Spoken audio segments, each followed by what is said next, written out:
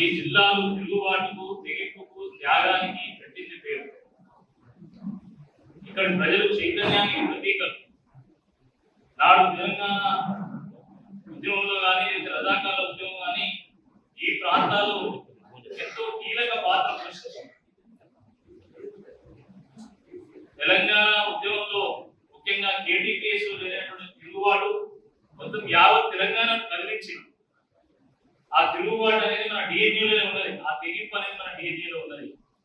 అటువంటి ఈ ప్రాంతము ఈ 27వ తేదీ ఒక చారిత్రాత్మకమైనటువంటి ఒక తీర్పు ఇవ్వాల్సినటువంటి అవసరం ఉంది. పట్టభద్రుల ఎన్నిక సాధారణ ఎన్నికతో పోలిస్తే చాలా భిన్నంగా ఉంటుంది. దీనికి ఎంతో ప్రత్యేకత ఉంటుంది, దీనికి ఎంతో ప్రాముఖ్యత ఉంటుంది. ఎందుకంటే ఈ ఎన్నికలో కేవలం విద్యావంతులు మేధావులు మాత్రమే ఓటు వేస్తారు. వారు ఇచ్చేటువంటి తీర్పు సమాజానికి ఒక దిక్సూచిగా నిలుస్తుంది.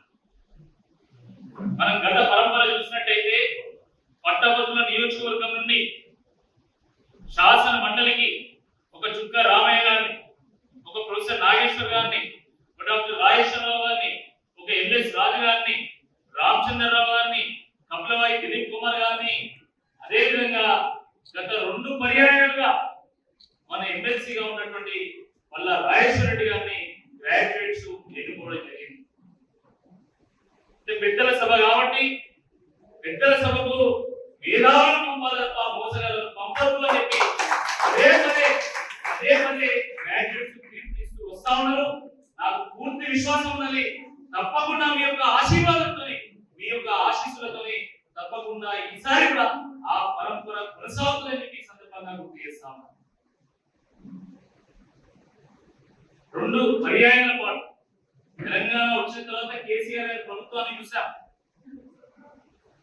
గ్రామంలో శాశ్వత ప్రాతిపదికన ఒక విలేజ్ పార్క్ గాని, ఒక నర్సరీ గాని, ఒక డంపింగ్ యార్డ్ గాని, ఒక శ్మశాన వాటిక గాని, ట్రాక్టర్ గాని, డబల్ రోడ్డు గాని, ఆ రోడ్డుకి ఇరువైపులా నాటినటువంటి చెట్లు గాని, ఈ రకంగా అనేకమైనటువంటి శాశ్వత ప్రాతిపదికన అనేకమైనటువంటి అభివృద్ధి కార్యక్రమాలు చేశారు. అనేక సంక్షేమ పథకాలు కూడా వాళ్ళు అమలు చేయడం జరిగింది. అది షాదీ ముబారక్ కానీ, కళ్యాణ లక్ష్మి కానీ, లేదా కంటి వెలుగు కానీ, కేసీఆర్ కిట్ కానీ, న్యూట్రిషన్ కిట్ కానీ, ఈ రకంగా అనేకమైనటువంటి కార్యక్రమాలు చేశారు. అయినా కూడా 2 పర్యాయాల పాటు టీఆర్ఎస్ కి అవకాశం ఇచ్చాం కాబట్టి ఒక్కసారి వేరే వాళ్ళకి అవకాశం ఇద్దామని చెప్పి ప్రజలు ఏరుకోరి కాంగ్రెస్ పార్టీకి ఓటు వేసి కాంగ్రెస్ ప్రభుత్వాన్ని తెలుసుకున్నారు. ఆ సందర్భంగా కాంగ్రెస్ పార్టీ అనేక హామీలు ఇచ్చింది. 6 గ్యారంటీలు ఇచ్చింది, 420 హామీలు ఇచ్చింది. దాంట్లో ప్రముఖంగా నిరుద్యోగ యువత కోసం జాబ్ క్యాలెండర్ ఇస్తామన్నారు, నోటిఫికేషన్ ఇస్తామన్నారు, మెగా డిఎస్సి ప్రకటిస్తామన్నారు 50,000 పోస్టులతో. నిరుద్యోగ వృత్తి 4,000 రూపాయలు ఇస్తామన్నారు.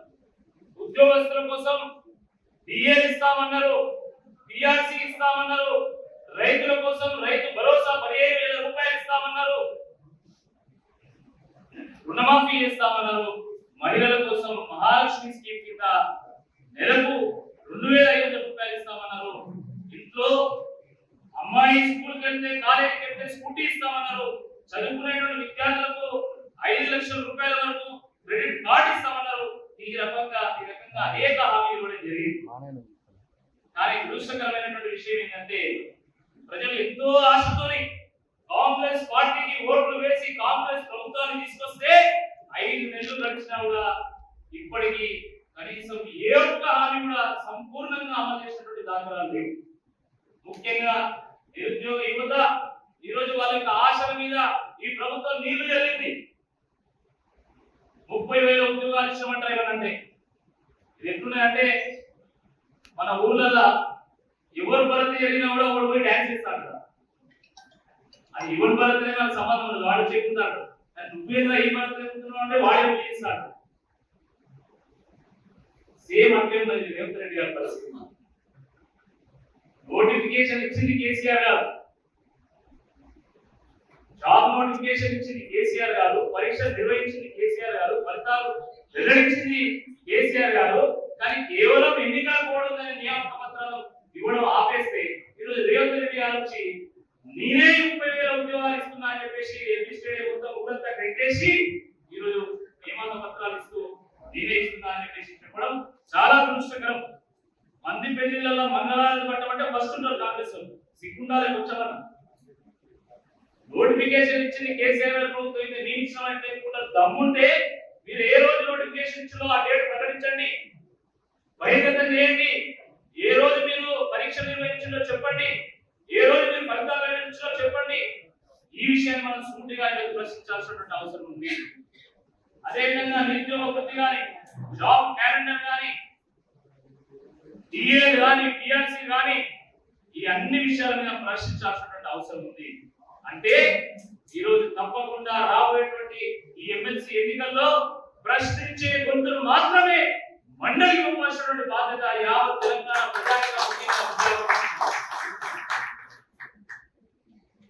మరి కాంగ్రెస్ పార్టీ అభ్యర్థులు కూడా నేను ప్రశ్నించే గొంతాను. చాలా గమ్మత్తుంటది. 5 నెలలైంది ప్రభుత్వం వచ్చి, ఎప్పుడైనా ప్రశ్నించిందా? మీరు ఎక్కడైనా విన్నారా? చాలా మంది విలేకరులు ఉన్నారు, వాళ్ళకి తెలుస్తుంది. ఎప్పుడన్నా ఒక స్టేట్మెంట్ వచ్చిందా?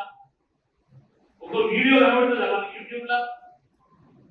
కాబట్టి ఈ సందర్భంగా నేను అందరికీ కూడా విజ్ఞప్తి చేస్తున్నా, ప్రభుత్వాన్ని ప్రశ్నించేటోడుగా ఉన్నా లేకపోతే ప్రభుత్వాన్ని ప్రశంసించేటోడుగా ఉన్నా తెలుసుకోవాలి. ప్రభుత్వాన్ని ప్రశ్నించేటోడుగా ఉన్నా లేకపోతే ప్రభుత్వాన్ని దొద్దుగా మారేటువంటి వ్యక్తిగా ఉన్నా తెలుసుకోవాలి. అసలైన తొలి వెలుగు. ఫాలో వాట్సాప్ @తొలి వెలుగు official.